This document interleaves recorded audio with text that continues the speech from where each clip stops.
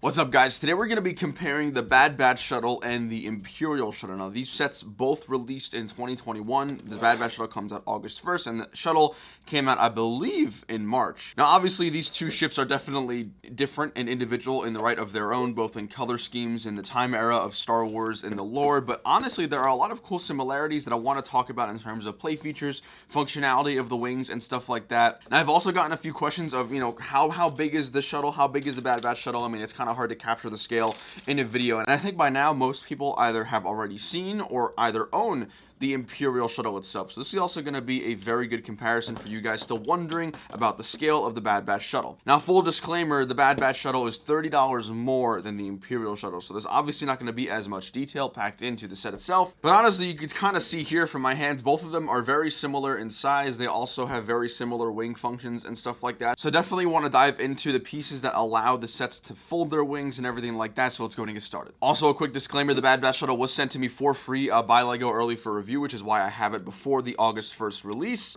And I did pay for the Imperial Shuttle, but of course I'm going to be completely honest in today's comparison. So first things first, let's talk about the size. As you can see here, the Bad Batch Shuttle is definitely a little longer than the Imperial Shuttle. There is a lot more interior, which does accommodate for the longer length. However, the Imperial Shuttle does have a taller top fin, which is going to be a little cooler because it is a little bigger, covers a little more ground. Now, exterior-wise, the one thing I think the Imperial Shuttle did so well is the top fin. You guys can see here, it doesn't have any plates or any exposed studs. That's because the entire top fin is built out of actual Lego bricks. So no matter what side you view it from, it's going to be a smooth side. Of course, that is different from the Bad Batch Shuttle, where on one side you do have the studs, which does look really nice. But then as soon as you flip it, you can see the inverse and the opposite of the studs, which is a little bit weird. And it's not something that I particularly like, and it's something that I actually think the Imperial Shuttle did so well. Having that top fin, having it brick built, does make it look a lot more sleek, a lot more smooth. And of course, like I said, there's no disadvantaged angle from where you see it. No matter where you look at it, it's going to look super cool. And that being said, I think the details on the wings of the Bad Batch Shuttle are significantly better. There's so much more color, obviously, and so many more different pieces and tiles and wedge plates that make it look a lot more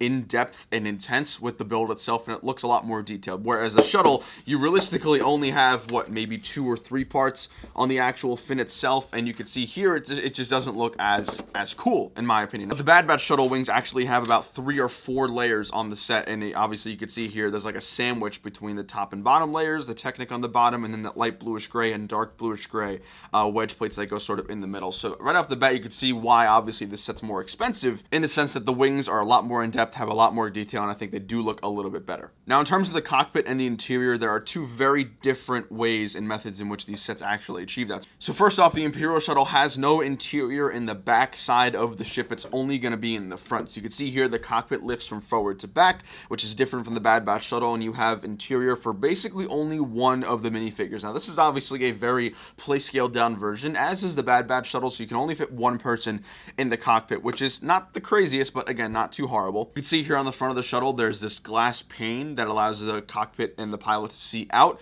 whereas in the Bad Batch Shuttle, that's actually a brand new printed element. It's like this sort of roof piece slash giant wedge brick. I don't even know which one to call it, but it is brand new printed, which is nice. Now, how the Bad Batch Shuttle opens in comparison is you actually lift the fin up, and the entirety of the back section and the cockpit are revealed. Now, the cockpit for the Bad Batch Shuttle has enough room to fit 2 minifigures, which is a lot better, obviously, than the Imperial Shuttle. But again, it's $30 more, so rightfully so, we're getting more in this one. And then as you move towards the back, there is an interior in the back cargo sections of the ship, unlike the Imperial Shuttle. There's a little cool compartment where you could put some different items and stuff like that, and there is room in the back of the shuttle. It is going to be packed. I would suggest taking the gear off of the minifigures to have them all fit in the shuttle itself. There are also some cool stickers to represent different screens and stuff like that, just making an overall more complete interior for the Bad Batch Shuttle. Now, as you move towards the fins area, and you can see the sides and the detailing on the sides of the shuttles, there are 2 very different techniques being used. The Imperial Shuttle is basically using a studs not on top design, which is where you basically put bricks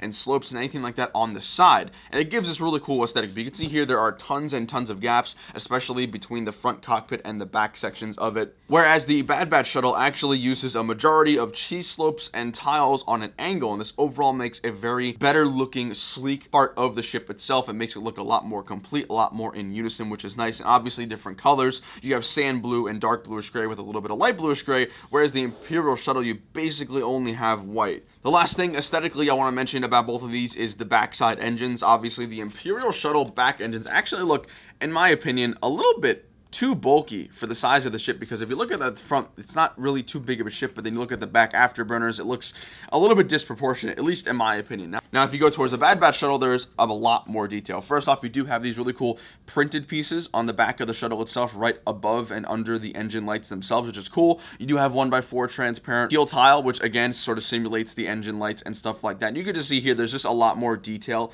that goes into the back of the engines, and I think these definitely look a lot more proportionate to the Bad Batch Shuttle than the Imperial Shuttle version. Now the next thing I want to talk about is the functionality. In fact, the technique and the actual design that goes into making the wings go up and down on both of these sets, and they're actually very similar. Now you can see here in the Bad Batch Shuttle, right along this line, there are a bunch of these Technic round bricks that are mixed in with Technic pins and connectors that actually allow the pieces and the wings to hinge themselves in a very strong foundation. That's a very similar technique that's used on the Imperial Shuttle. There are a little bit different techniques and pieces used in the Imperial Shuttle. There are these like dark bluish gray hinge ball joints, I want to call them. They're not exactly quite free as regular ball joints, but however, it does again allow for the hinging of the wings to go up and down. And what's nice is that when you put them somewhere, they don't automatically fall back and retract, which is something very important when it comes to both of these sets in terms of their functionality.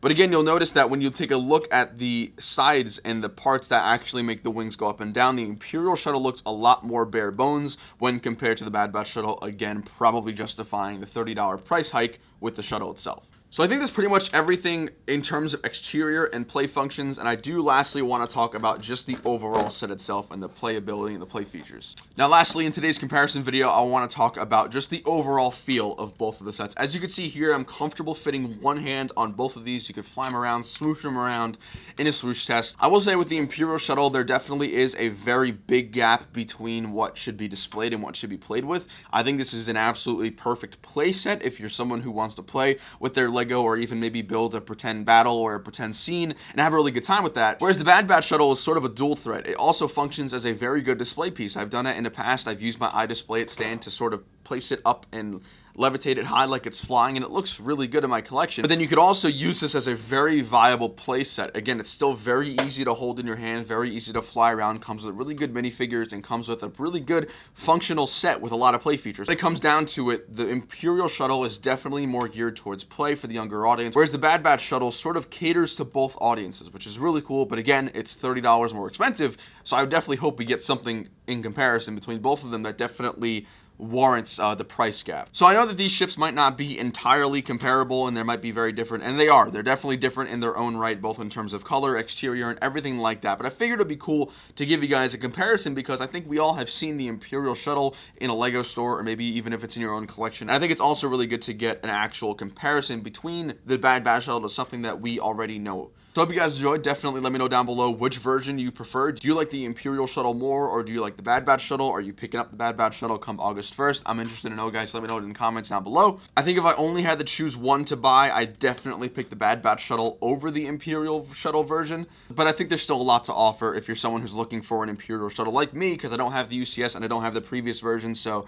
I'm just going to have to wait and see if LEGO actually makes an updated UCS version. But that's all we got for today, guys. Hope you all enjoyed. Drop a like down below if you enjoyed today's video. We'll see you later. Take it easy. Peace.